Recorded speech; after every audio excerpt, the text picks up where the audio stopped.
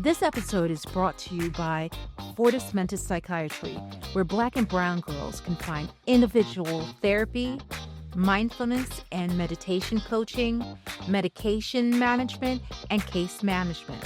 To learn more, go to fortismentispsychiatry.com/safe place.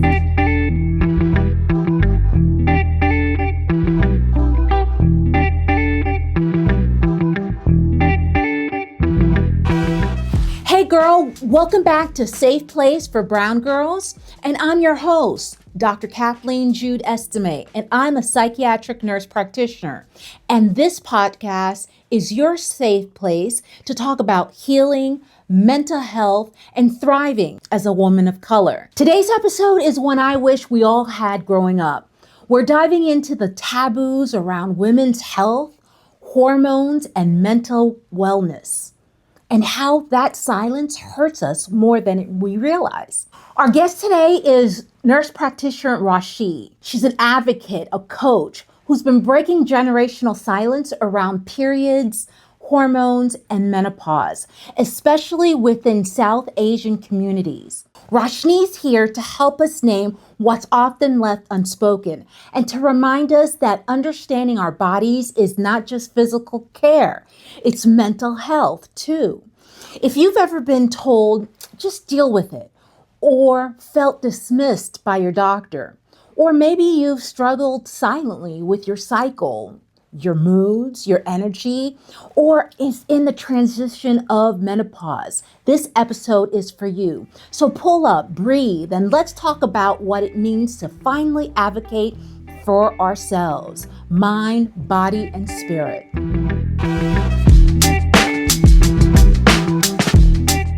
So, Roshni, welcome to Safe Place for Brown Girls. Can you tell us a little bit about yourself? Yes, thank you so much for having me here today. I'm so excited about this. So I'm a nurse practitioner. I started off as a baby nurse in the pediatric units, anywhere from the ER to med surg and home health. And then I finally transitioned to a family nurse practitioner. I opened my practice a couple of years ago, and I've kind of let the universe guide me with whatever people need help with, and I've landed in women's health. And I've been here for the past 2 years, guiding women through their different journeys and eras of their life, just to be a resource and advocate for them. And it's been the most rewarding journey ever. Wonderful. That's amazing. So what are the needs in the space of women's health? There's actually quite a lot, and I think the biggest way that I'm impacting our community and locally is really just through education. There's not a lot of information out there, and women are taught to keep things to themselves. I don't know why that is, but even from a young age, a lot of people are embarrassed to talk about some of their needs and their wants. We're told to just keep everything together. So by creating a safe place for women to be honest with their feelings and their wants and their needs, I'm creating a conversation where people feel that they can finally relax and unburden themselves without being judged. So that is, I think, the biggest way I'm impacting someone outside of being just a nurse practitioner, just holding space for everyone. That's amazing. Do you have any idea what the real neat reason behind the taboo around women's health is? I wish I knew why there's such a taboo around women's health, and the only thing I can think of is, sadly, it's a patriarchal society. You know, women started off being this pure figure where we are not allowed to have any wants and needs. We're supposed to be submissive. We weren't even allowed to go to school, to college, right? So I think a lot of it, even just education and research surrounding women, is lacking. I mean, we can go all the way to talking about pay inequalities, right? So I think a lot of that has to do with how society has been created, and women are just told to be calm, submissive, and not express their emotions. But there is a change, in this century, and it's amazing to see people coming into their power. So Roshni, from periods to menopause, women are often discouraged to talk openly about their experiences. Why do you think this is? I wish I knew or had one single solitary answer, but I think a lot of it is fear. We are fearful of being judged. Back when our hormones, now we know, of course, a lot of this is hormone dysregulation. And traditionally, women are just labeled as crazy. And nobody certainly wants to be called that. We all want to be stable. We want to be able to get through the day. And I think a lot of it is because society does judge us for having, feelings outside of just being this stoic figure who can raise a family, work 3 jobs, and handle everything. There's just a lot of unrealistic pressures. And I think that is why we're not taught to be honest with ourselves and to be honest with our loved ones. Oh, absolutely. That really resonates with me because when you're juggling multiple tasks and work obligations, you feel like the world is firmly on your shoulders, and the pressures really, at times, it becomes crippling, and there are not a lot of people to reach out to, people and organizations and communities that you can talk to about your what you're going through. I feel like there are more communities on the social media platforms that are addressing our needs. And social media has a great way of uniting everyone, in addition to creating divisiveness. But there's a lot of ways to create little pockets of community where you feel heard and welcome and wanted. Because ultimately, isn't that what we all want? Just to feel loved. That's really the core of everything, right? But you're right, when women have to juggle a career, their self-identity, all the while raising a child or multiple children, and in this society, potentially having multiple jobs, it's a lot. And oftentimes their partners, or traditionally the partners, are not understanding, or they are also away working 40, 50-hour-a-week jobs. So a lot of the burden, the meal prepping, the chauffeuring, everything sadly relies on the female. And now there are a lot more equal partnerships, so the narrative is changing slowly, but there is a positive change happening. Now, how does that translate in a woman's life? I think a lot of it is the women ultimately, we traditionally, because we carry a heavy load, we put ourselves on the back burner because we're not taught to put ourselves first. Now, what I see as a trend is because we don't have healthy lifestyles growing up, although we know that eating right, exercising makes our mental health more stable, so that way we can be more present for our loved ones and ourselves, the pressures get to us, so then we put ourselves in the back. Oftentimes the optional things are the first ones to go, like a gym membership or even a monthly massage, and all these things that keep us grounded so we can be more present. So when I do see women, ultimately, when they finally get to me for help in optimizing their hormones, their labs, what have you, they're just so burnt out, and it's their stress levels or cortisol is through the roof. And then we try to do everything at once, but it's so hard to reverse decades of damage in, even 2 or 3 months. So I wish people knew that it is okay to take a mental break, to scream, to put yourself first. Do not get rid of those optional things that you would consider.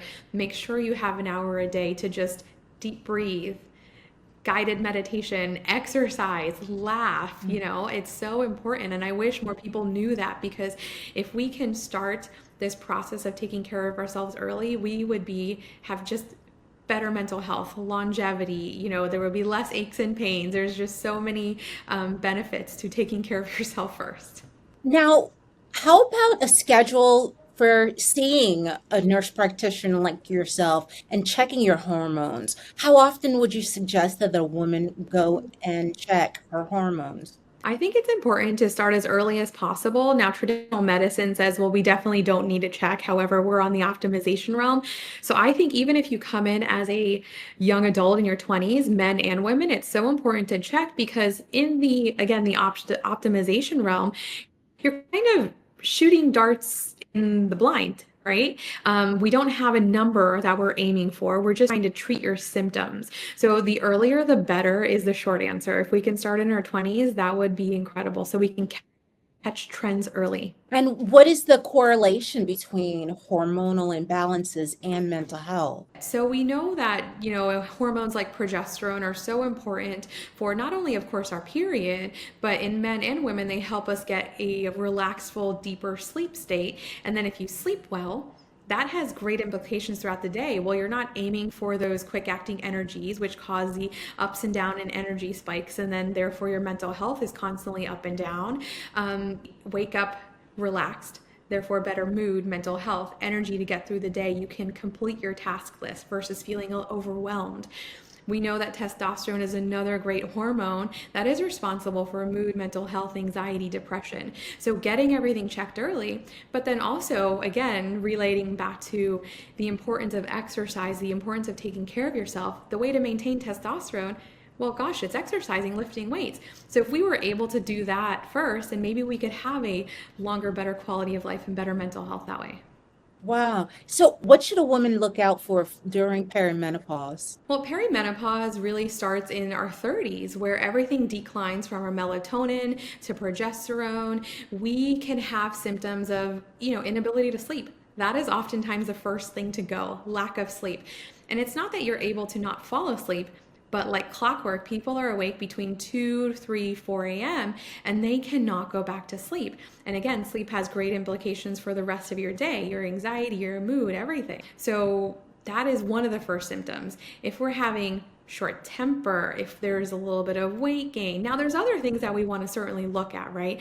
Not everything is perimenopause, but the hormonal shift is one of the bigger causes for everything. Now there's things that are supposed to be stable throughout your life, such as the thyroid hormone and nutrients, and that can be related to poor diet, nutrition and things like that. But again, in our 30s, it's more just symptoms where you have to really spend a good 30, 45 minutes learning about what is really bothering you, because sometimes there's just vague little things.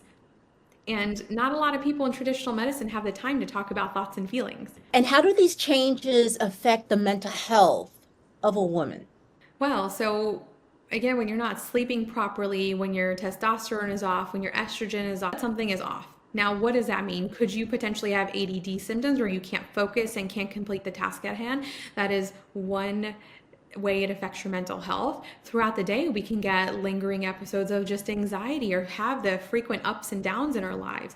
So a lot of these things, just your typical symptoms of somebody who's typically anxious, constantly worried, there's just like this buzzing energy inside of you and you cannot get it to stop. All of that can be related to hormones as well. So those are some of the big symptoms we want to look out for. And it's easy to just throw either, an SSRI at someone, but that's still a band-aid for the solution. Now, I'm not saying there is definitely a time and place for these medications. However, if we don't optimize things like sleep quality, relationships, nutrition, hydration, movement, sunlight, these basic foundations that should be stable, then ultimately in the end, you're going to need higher and higher doses of SSRIs or potentially multiple ones.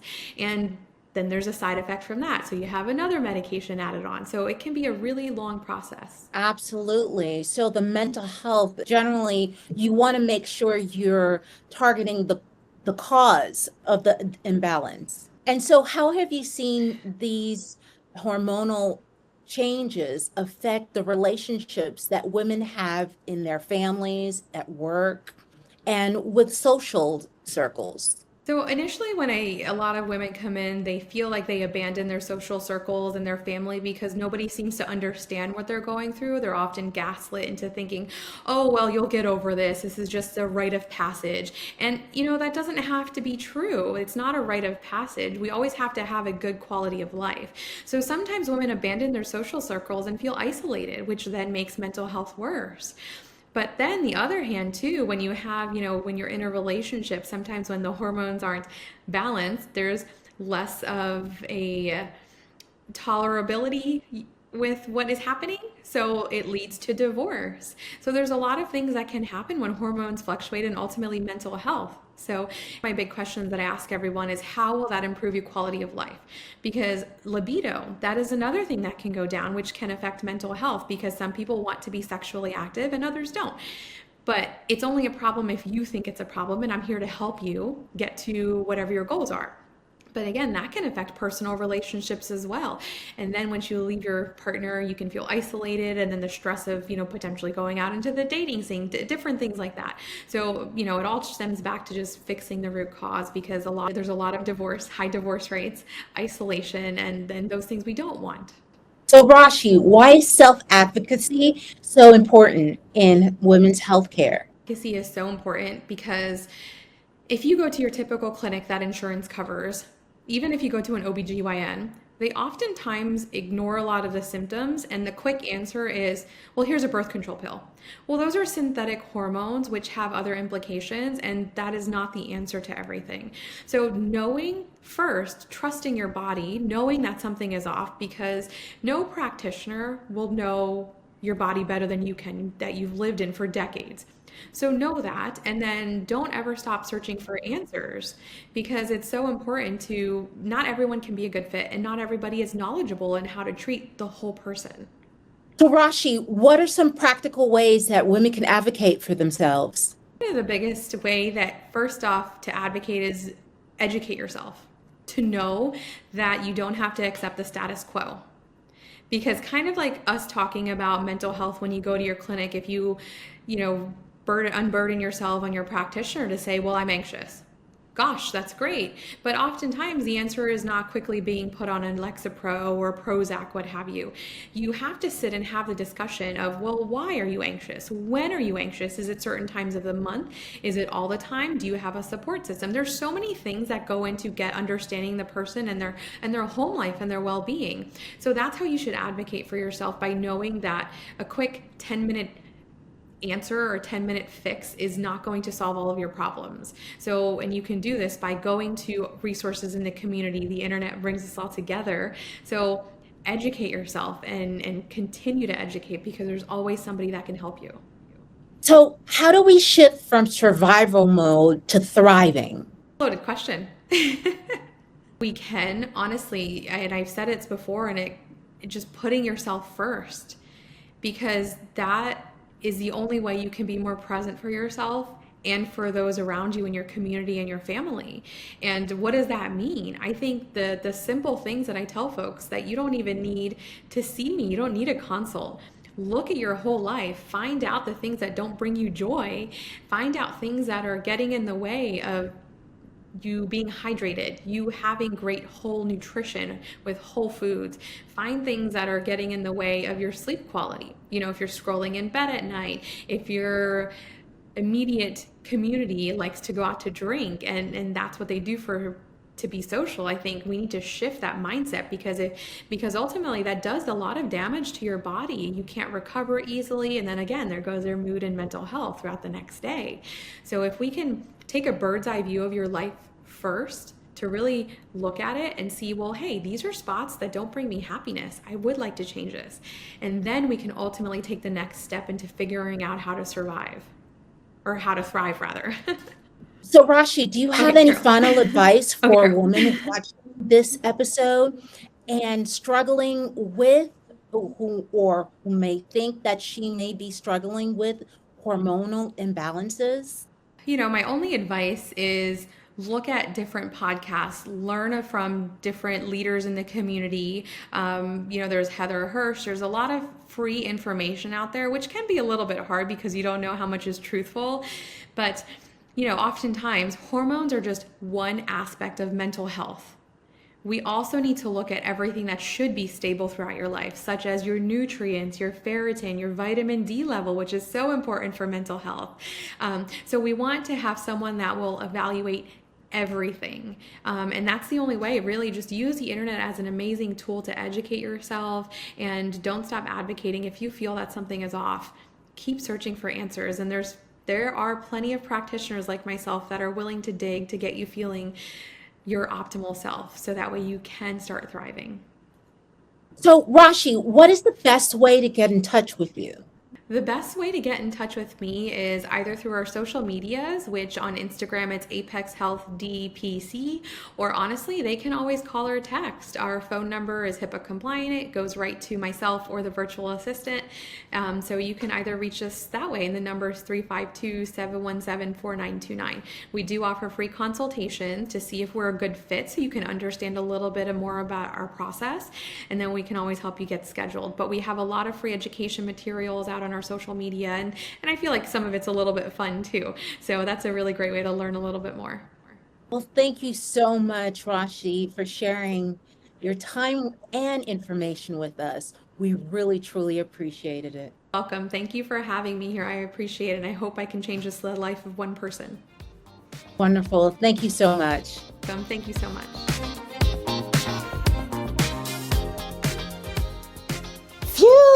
That conversation was powerful. Roshni, thank you for reminding us that our bodies are not something to be ashamed of.